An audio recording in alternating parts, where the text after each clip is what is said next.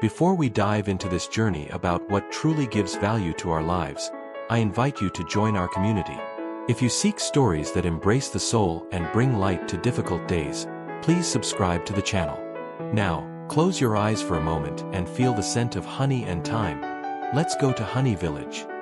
The sun in Honey Village doesn't just rise, it seems to yawn over the golden hills, painting the wooden houses in a shade of amber that exists only there. Zaya wakes up to the rhythmic sound of her grandfather Aitor's footsteps downstairs. The smell of fresh coffee mingles with the omnipresent aroma of beeswax and orange blossoms. Zaya's routine is a fabric woven from simple threads. In the morning, she helps Aitor with the beehives. The buzzing of the bees is the soundtrack of her life, a sound that for many would be threatening, but for her is the anthem of patience. They don't attack those who understand their timing, Zaya, her grandfather used to say. In the afternoon, the scenery changes to the local kindergarten. There, Zaya is the safe harbor for 12 children. She teaches letters, but she also teaches them to observe the growth of plants. However, in the silence of the night, when the village sleeps and only the wind blows through the cracks, Zaya feels a weight. It's a fatigue that doesn't come from work, but from a feeling that the world outside is too vast, and she is too small. She takes care of everyone, but who takes care of the heart she guards so carefully? Zaya keeps a shoebox under her bed. Inside, there are no shoes, but letters never sent to a mother who left too soon and photos of a father who chose the road over home. Her wound doesn't bleed. It silences. Zaya learned that, to avoid suffering, she had to become indispensable to others. If she were the perfect teacher and the exemplary granddaughter, no one would have a reason to leave her again. She walks through the village and sees the elderly couples on the square benches. There is beauty there, but also the shadow of fear. The fear that Honey Village is the only place where she is safe, and that this safety is, in fact, a cage made of flowers. The emptiness in Zaya's chest is the question she dares not ask out loud. Do I exist beyond my obligations? The peace is broken by a sound foreign to the village symphony. The roar of a powerful engine and the screech of tires on dirt ground. A black car, shiny and cold, parks in front of the square. From it steps Will. He wears a suit that looks like metal armor in the middle of the countryside. His eyes, protected by dark glasses, don't see the beauty of the flowers, but the topography of the land. Will is the envoy of the Prime Group, a real estate giant. His mission is simple. Convince the residents to sell their land for the creation of Golden Reserve, a luxury condominium. The first meeting between Zaya and Will happens at the honey market.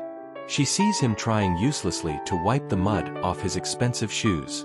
He sees her and, for a second, the capital's stopwatch stops. This place is a waste of potential, he says, trying to maintain his professional posture. Zaya looks him in the eyes, a depth he doesn't find in boardroom meetings, and replies, "It depends on what you call potential, sir. Here, we don't build buildings, we build roots." The following days are tense. Will organizes meetings, offering values that shine in the eyes of some residents tired of farm labor. However, the more time he spends in the village, the more Will's armor begins to crack. He starts frequenting the cafe where Zaya reads to the children. They argue. He speaks of progress, she speaks of belonging. But between the arguments, vulnerabilities emerge. One rainy afternoon, trapped under the town square gazebo, Will confesses, "I've never had a place where people knew my name without looking at my badge." Zaya feels his fear, a fear different from hers, but equally lonely. Will's moral conflict grows. How can he destroy the only place that has made him feel human in years?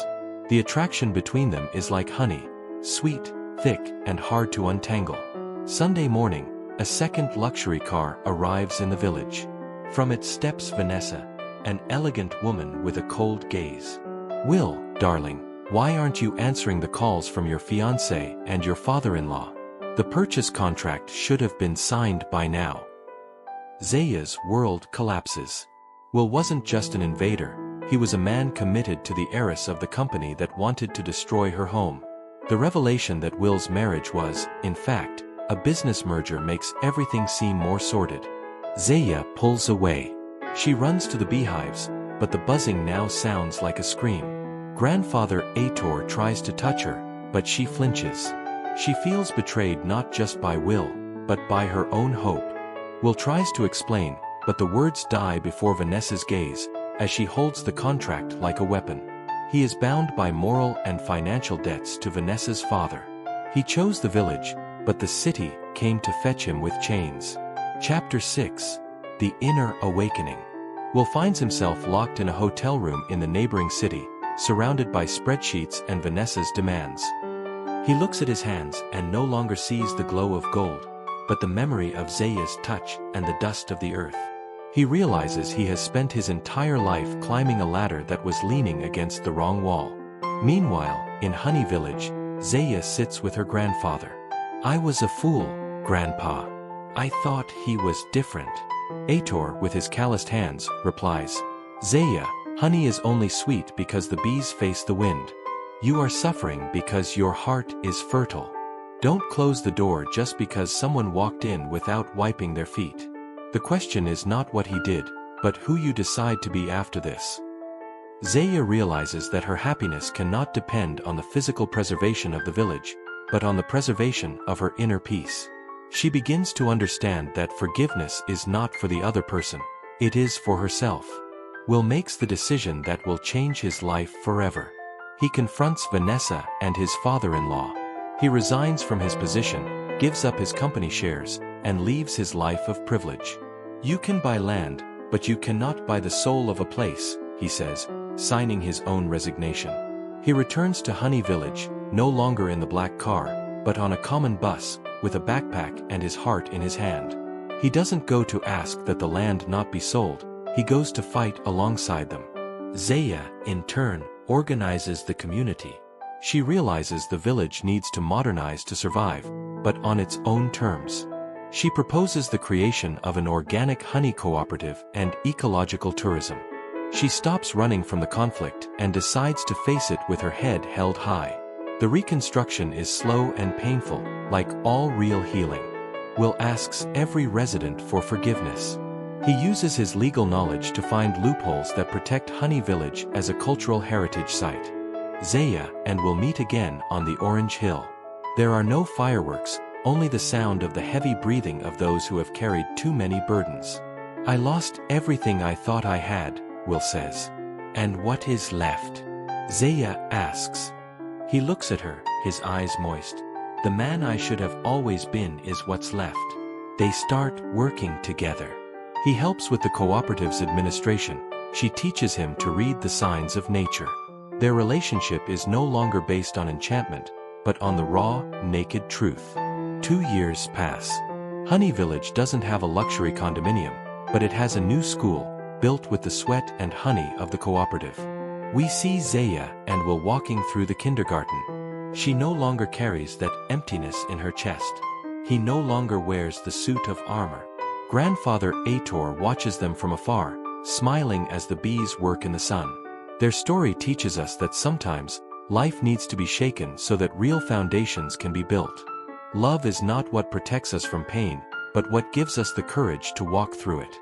Zaya discovered she didn't need to be perfect to be loved, and Will discovered that success is not measured by what you accumulate, but by what you refuse to sell. Peace has finally found a home in Honey Village, and in their hearts. Closing with call to action. Soft music swells slightly and then settles. If this story found a place in your heart today, perhaps it's because you are also facing your own difficult choices. Remember, starting over is not a sign of weakness, but of profound courage. If you were inspired by Zaya and Will, subscribe here to the channel so we can continue walking together. Comment below, what Honey Village are you trying to protect in your life? And if you know someone going through a time of uncertainty, share this story with them. Sometimes, a small gesture of care is the honey that sweetens a bitter day. Be at peace, and until the next story.